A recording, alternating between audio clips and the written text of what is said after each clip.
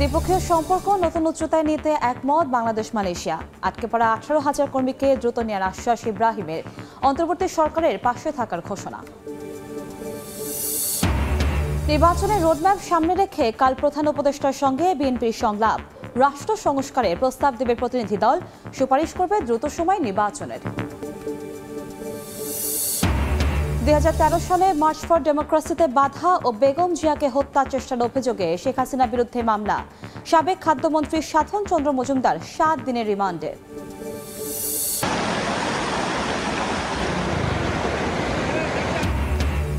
টানা বৃষ্টি ও পাহাড়ি ঢলে শেরপুরে বাঁধ ভেঙে ঢুকছে পানি। প্লাবিত গ্রামের পর গ্রাম, ঘরবাড়ি তলিয়ে দুর্ভোগে কয়েক হাজার মানুষ।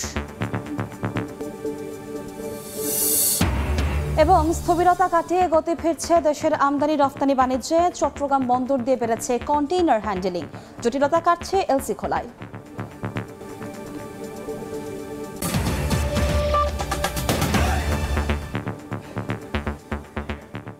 জনপদের সময়ের সঙ্গে আছি আমি কনক আজাদ।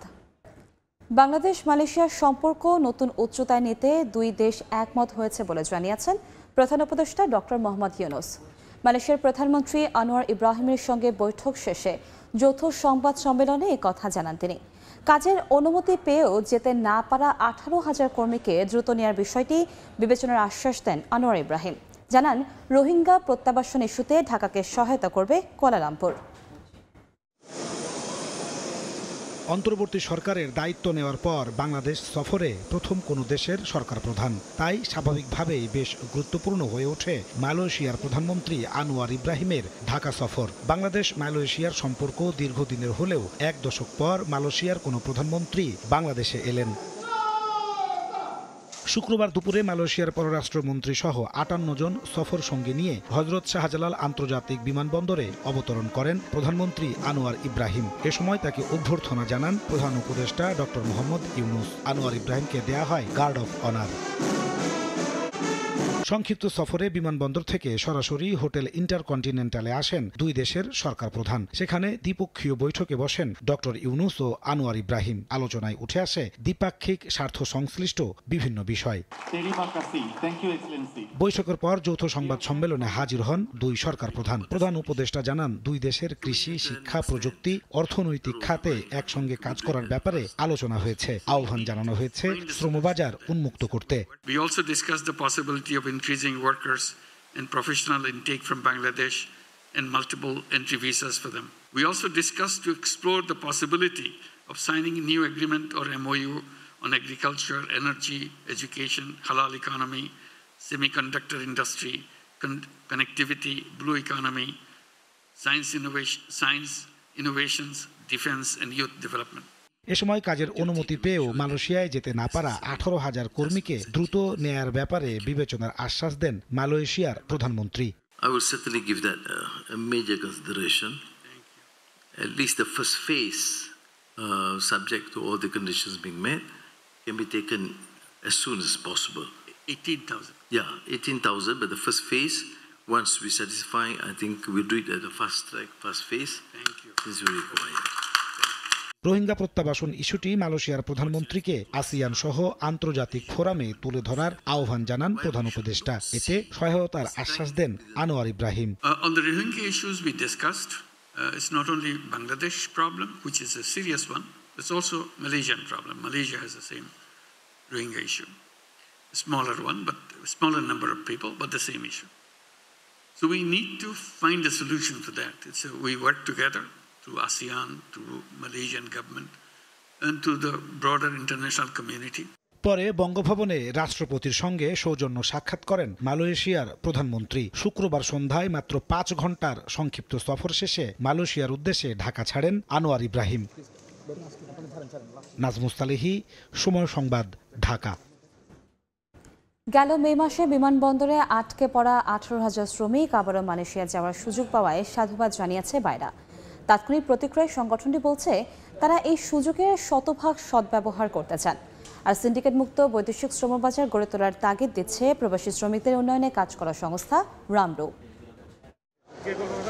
বিএমইটি ছাড়পত্র পাওয়ার পরেও ৩১ মে শেষ সময় পর্যন্ত চেষ্টা করেও ঢাকার হযরত শাহজালাল আন্তর্জাতিক বিমানবন্দরে আটকে পড়েন মালয়েশিয়াগামী ১৮,০০০-এর বেশি শ্রমিক। এবার তাদের অগ্রাধিকারের ভিত্তিতে মালয়েশিয়ার শ্রমবাজারে প্রবেশের সুযোগ দেওয়ার আশ্বাস দিলেন দেশটির প্রধানমন্ত্রী। বাংলাদেশের চতুর্থ বৃহত্তম বৈদেশিক শ্রমবাজার মালয়েশিয়ায় শ্রমিক পাঠানোর সুযোগ দেখা দেয় খুশি শ্রমশক্তি রপ্তানিকারকদের সংগঠন বায়রা। তারা বলছে, অন্তর্বর্তী সরকার প্রধান ডক্টর মোহাম্মদ ইউনূসের ভাবমূর্তিকে কাজে লাগিয়ে মালয়েশিয়া থেকে প্রবাসী আয় বাড়াতে নতুন উদ্যমে কাজ করতে চান তারা।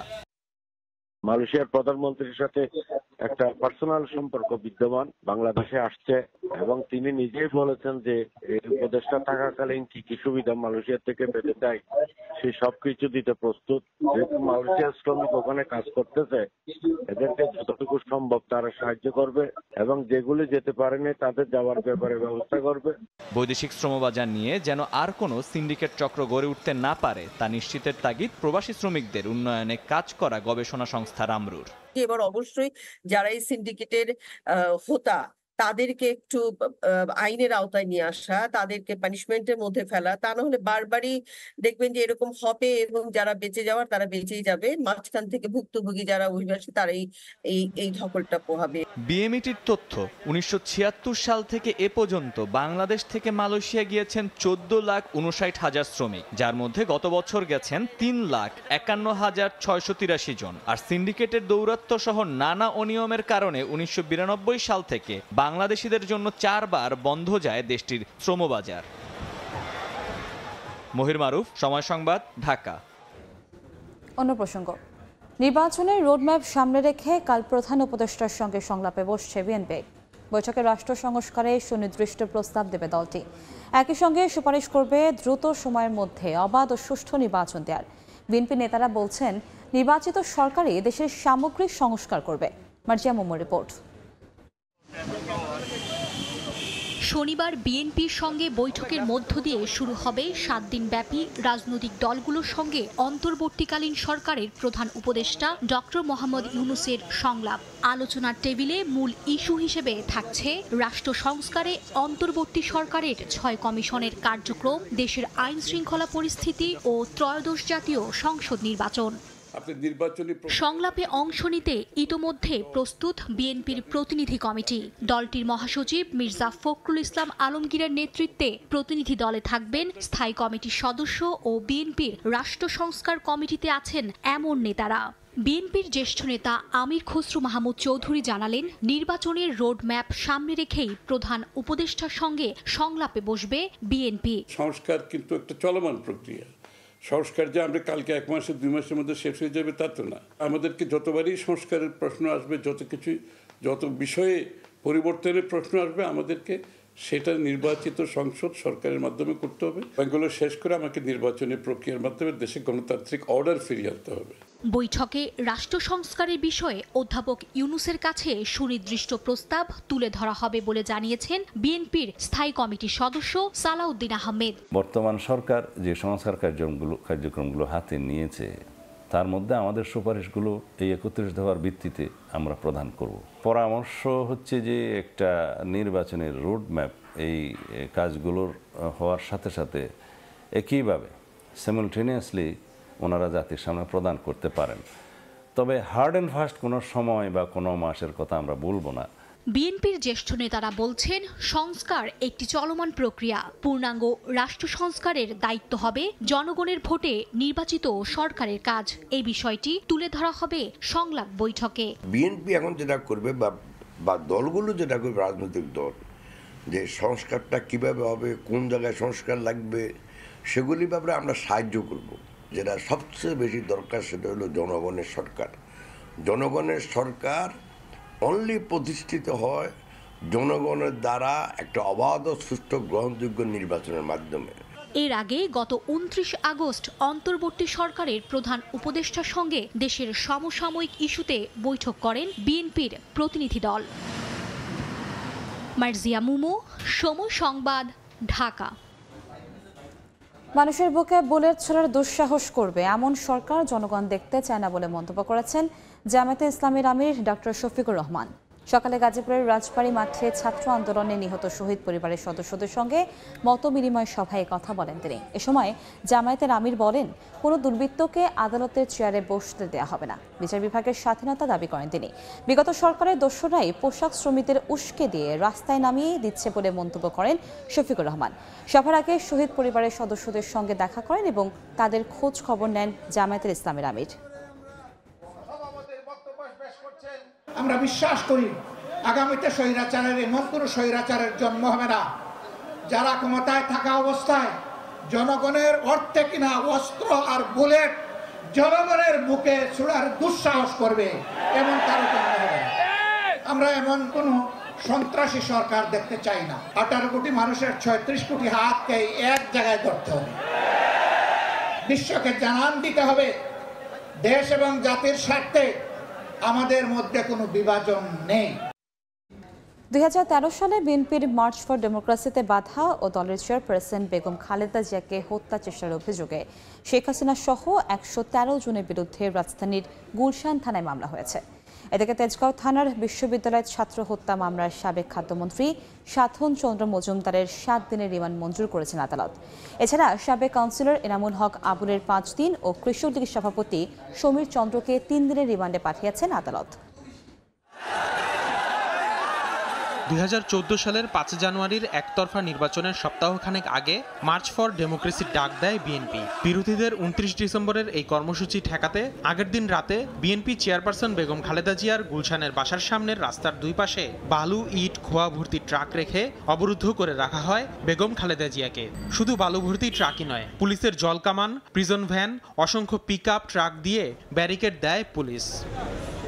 10 বছরের বেশি সময় পর এই ঘটনায় শুক্রবার রাজধানীর গুলশান থানায় কর্মসূচিতে বাধা ও বেগম জিয়াকে হত্যা চেষ্টার অভিযোগে মামলা করল বিএনপি। জাতীয়তাবাদী কৃষক দলের কেন্দ্রীয় কমিটির সদস্য শরীফুল ইসলাম বাদী হয়ে মামলাটি দায়ের করেন। মামলায় আসামি করা হয়েছে সাবেক প্রধানমন্ত্রী শেখ হাসিনা সহ 113 জনকে। এদিকে বৈষম্য বিরোধী ছাত্র আন্দোলন চলাকালে 4 আগস্ট রাজধানীর কারওয়ান বাজারে প্রথমে গুলি, পরে পিটিয়ে হত্যা করা হয় বেসরকারি বিশ্ববিদ্যালয়ের শিক্ষার্থী রমিজ উদ্দিনকে। এই ঘটনায় দায়ের করা হত্যা মামলায় শুক্রবার সাবেক খাদ্যমন্ত্রী সাধন চন্দ্র মজুমদারের 10 দিনের রিমান্ড আবেদন করে পুলিশ।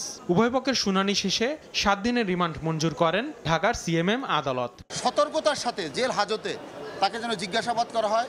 তিনি একজন বয়স্ক মানুষ, তিনি রাষ্ট্রের বিভিন্ন জায়গায় ছিলেন। সে আদালত যে আদেশ দিয়েছে সেই আদেশে আমরা সন্তুষ্ট। পরে একই আদালত যুবদল নেতা শামীম হত্যা মামলায় ঢাকা দক্ষিণ সিটি কর্পোরেশনের সাবেক কাউন্সিলর এনামুল হক আবুলের 5 দিনের রিমান্ড মঞ্জুর করেন। 28 অক্টোবর 2023 সালের যে মহাসমাবেশ ছিল, সেই মহাসমাবেশকে গুলি করে যুবদলের নেতা শামীমকে হত্যা করেছেন এবং সেদিন প্রধান বিচারপতির বাসভবন আক্রমণ থেকে বিভিন্ন জায়গায় তিনি গুলি বর্ষণ করেছেন তার দলবল নিয়ে। বাড্ডা থানার দুলাল হত্যা মামলায় কৃষক লীগ সভাপতি সমীর চন্দ্রকে 3 দিনের রিমান্ড দেন আদালত। এছাড়া সন্ত্রাস বিরোধী আইনের মামলায় গ্রেফতার হিজবুত তাহরীরের মিডিয়া সমন্বয়কারী ইমতিয়াজ সেলিমকে 3 দিনের পুলিশি জিজ্ঞাসাবাদে পাঠানো হয়েছে। আসিফ মোহাম্মদ সিয়াম, সময় সংবাদ, ঢাকা। দেখছেন জনপদের সময়। বৃষ্টি আর পাহাড়ি ঢলে শেরপুরের ঝিনাইগাতিতে প্লাবিত হয়েছে অন্তত 25টি গ্রাম। পানিবন্দী অবস্থায় অসহায় দিন কাটছে 10,000-এর বেশি মানুষের। ভেসে গেছে মাছের ঘের, ফসলি জমির ক্ষতির সংখ্যায় কৃষকেরা। বিপদসীমার ওপর দিয়ে বইছে জেলার ভোগাই, জেল্লাখালী ও মহারশী নদীর পানি। ঢলের পানি হুহু করে ঢুকছে লোকালয়ে, তলে যাচ্ছে গ্রামের পর গ্রাম। ভারী বৃষ্টি আর পাহাড়ি ঢলে বৃহস্পতিবার রাতে হঠাৎই বাড়তে থাকে শেরপুরের ঝিনাইগাতি উপজেলার মহারশী নদীর পানি। এতে তলিয়ে যায় নদীর আশপাশের 25টি এলাকা। পানিবন্দী হয়ে পড়েছেন 10,000-এর বেশি মানুষ। ফসলি জমি প্লাবিত হওয়ায় সবজি ও ধানের ক্ষতির আশঙ্কা করছেন কৃষক। পানিতে ভেসে গেছে এলাকাগুলোর মাছের ঘের। বাঁধ না থাকায় উপজেলা শহরের কাঁচা বাজারেও পানি ঢুকে পড়ে। দোকানের ফ্লোর পর্যন্ত পানি উঠছে। আমার কমপক্ষে 2 লক্ষ টাকার কাপড় ভিজে গেছে। বাড়িঘর পানি উঠছে, মানুষের চলাফেরা অসুবিধা হইতেছে। এই বৃষ্টির সময় ঠিক আছে, একেবারে বাড়ি ভরাট করে পানি আসে, বাড়িতে 1 কোমর করে 1 বুক করে পানি থাকে। প্রচুর পরিমাণ পানির কারণে আমি গাড়িও চালাইতে পারতেছি না এবং বাড়িও যেতে খুব কষ্ট হচ্ছে। এছাড়া সারা রাত বৃষ্টির কারণে নালিতাবাড়ি পয়েন্টে ভোগাই ও চেল্লাখালী নদীর পানি বিপদসীমার ওপর দিয়ে প্রবাহিত হচ্ছে। বৃষ্টি হইলে পানি এই কোমর পানি হয়ে যায়, বুঝছো এই বান্ডার দিবা না গিয়া সরকারটা কইছিলাম সরকারটা দিতেছে না। এখানে সবাই এসে বলে বিরিবাদ দেবো, কিন্তু বিরিবাদ হচ্ছে না এখনো। বারবার সরকারের পক্ষ থেকে শুধু আশ্বাসই দেওয়া হয়েছে, কিন্তু বাস্তবায়ন এটা কোনো কালে হয় নাই। ইতিমধ্যে উদ্ধার কার্যক্রম চালাচ্ছি, আমাদের ফায়ার সার্ভিস কাজ করছে, পাশাপাশি যেখান থেকে আমরা অভিযোগ পাচ্ছি বা ফোন পাচ্ছি সাথে সাথে সেখানে আমরা টিম পাঠাচ্ছি। আগামী 3 দিন বৃষ্টি অব্যাহত থাকবে বলে জানিয়েছে স্থানীয় আবহাওয়া অফিস। সময় সংবাদ, শেরপুর। ডলারের সরবরাহ বাড়তে থাকায় জুলাই আগস্টের স্থবিরতা কাটিয়ে গতি ফিরছে দেশের আমদানি রপ্তানি বাণিজ্যে। চট্টগ্রাম বন্দর দিয়ে চলতি অর্থ বছরের প্রথম 3 মাসে বাল্ক পণ্য আমদানি কিছুটা কমলেও বেড়েছে কন্টেইনার হ্যান্ডেলিং। এছাড়া রেমিটেন্স ও রিজার্ভ বাড়ায় এলসি খোলায় জটিলতা কাটছে শুরু করছে। সাকর টিপুর ক্যামেরায় বিস্তারিত জানাচ্ছেন কমল দে। চট্টগ্রাম বন্দরের সবশেষ তথ্য অনুযায়ী চলতি অর্থ বছরের প্রথম 3 মাসে 8,26,528 টিউএস কন্টেনার হ্যান্ডেলিং হয়েছে, যা আগের বছরের এই সময়ের তুলনায় 36,697 টিউএস বেশি। রাজনৈতিক অস্থিরতায় জুলাই এবং আগস্টে স্থবিরতা থাকলেও সেপ্টেম্বর মাসে 2,83,000 কন্টেনার হ্যান্ডেলিং হয়েছে। তবে ডলার সংকটের কারণে আগের 2 মাসে এলসি খোলার জটিলতায় বাল্ক পণ্য যেমন আমদানি কম হয়েছে, তেমনি পণ্যবাহী জাহাজও এসেছে তুলনামূলক কম। গেল মাসে দুটি বেড়েছে। রাজনৈতিক অস্থিরতা এবং বন্যাজনিত কারণে আমদানিও কম হয়েছে, ডেলিভারিও কম হয়েছে। তবে এখন সেপ্টেম্বর থেকে সেটা একটু গতি পেয়েছে, আমরা আশা করছি আগামীতে এটা আরো বাড়বে। 38 ধরনের আমদানি পণ্যের পাশাপাশি রপ্তানি পণ্যের শতভাগ শুল্কায়ন এবং জাহাজীকরণ সম্পন্ন হয় বেসরকারি 21টি অফডকে। জুলাই, আগস্ট এবং সেপ্টেম্বর মাসে অফডকগুলিতে 5.6% হারে প্রবৃদ্ধি হিসেবে 2,01,870 টিউএস রপ্তানি এবং 5.1% প্রবৃদ্ধি হিসেবে 69,147 টিউএস আমদানি কন্টেনার হ্যান্ডেলিং হয়েছে। আমদানি এবং রপ্তানির দুটো ক্ষেত্রে আমরা প্রবৃদ্ধি দেখতে পাচ্ছি প্রতিকূল অবস্থার প্রেক্ষিতেও। সুতরাং আমরা মনে করি বছরের শেষ মাসগুলোতে এই প্রবৃদ্ধি বহাল থাকবে এবং আমরা বছর শেষে একটা ইনকারেজিং গ্রোথ দেখতে পাবো আমদানি এবং রপ্তানি উভয় ক্ষেত্রেই। ডলার সংকটের কারণে বিগত আওয়ামী লীগ সরকার আমদানির ক্ষেত্রে এলসি খোলায় ব্যাপক বিধিনিষেধ আরোপ করে। বর্তমানে প্রবাসীদের পাঠানো রেমিটেন্স এবং রিজার্ভের অবস্থান সুসংহত হয়, এলসি খোলার জটিলতাও কেটে যাচ্ছে। আমাদের ডলার ক্রাইসিসটাকে দূর করতে হবে এবং ইম্পোর্ট যারা এলসি করতে চায় তারা যেন স্বাভাবিকভাবে এলসি করতে পারে এবং সেই সাথে মিল ফ্যাক্টরি যেগুলো আছে তারা যেন স্বাভাবিকভাবে তারা চলতে পারে, তাদের ফ্যাক্টরি যেন চালু থাকে। 2023-24 অর্থ বছরে চট্টগ্রাম বন্দর 31,68,690 টিউএস কন্টেনার, 12,32,42,000 মেট্রিক টন কার্গো পণ্য হ্যান্ডেলিং করে। আর বন্দরে পণ্যবাহী জাহাজ এসেছিল 3,971টি। রাজনৈতিক অস্থিরতা কিংবা ভয়াবহ বন্যার কারণে দেশের আমদানি রপ্তানি বাণিজ্য সংকটে পড়ছে তা কিন্তু নয়, তার সাথে যুক্ত হচ্ছে বিশ্বমন্দা, দেশের বাজারে ডলার সংকট। তবে সাম্প্রতিক সময়ে ডলার সংকট কাটতে শুরু করেছে, খুলছে পণ্য আমদানির এলসি, আর এর ফলে গতি ফিরছে দেশের আমদানি রপ্তানি বাণিজ্যে। চট্টগ্রাম বন্দর থেকে কমল দে, সময় সংবাদ। পরবর্তী সরকারের কাছে 8 দফা দাবি জানিয়েছে সম্মিলিত সংখ্যালঘু জোট। সেই সঙ্গে সংখ্যালঘু সুরক্ষা আইন প্রণয়নের দাবিও জানায় তারা। হিন্দু সম্প্রদায়ের ওপর বিভিন্ন স্থানে নির্যাতন বন্ধ, দোষী ব্যক্তিদের বিচার সহ 8 দফা দাবিতে কেন্দ্রীয় শহীদ মিনারে গণসমাবেশ করে বাংলাদেশ সম্মিলিত সংখ্যালঘু জোট। এ সময় বক্তারা বলেন, দাবি আদায় ও বিভিন্ন জায়গায় হামলার বিচার না হলে তারা মাঠ ছাড়বে না। দুর্গাপূজার 10 দিন পর চট্টগ্রামের লাল দিঘিতেও মহাসমাবেশের ঘোষণা দেন তারা।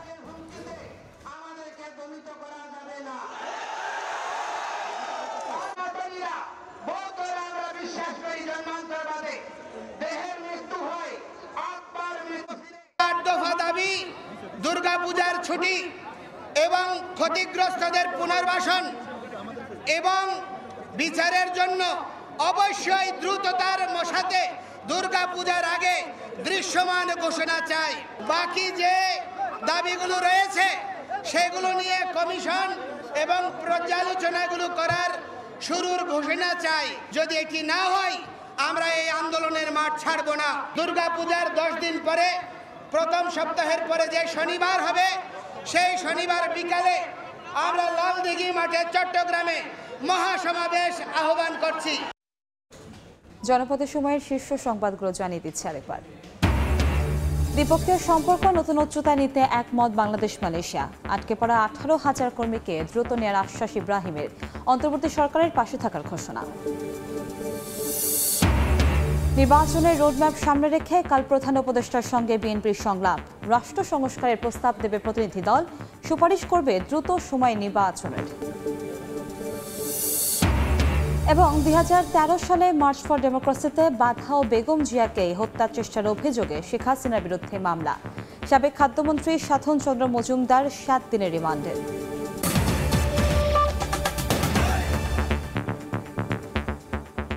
এ ছিল জনপদের সময়ে, সঙ্গে থাকুন সময়ের।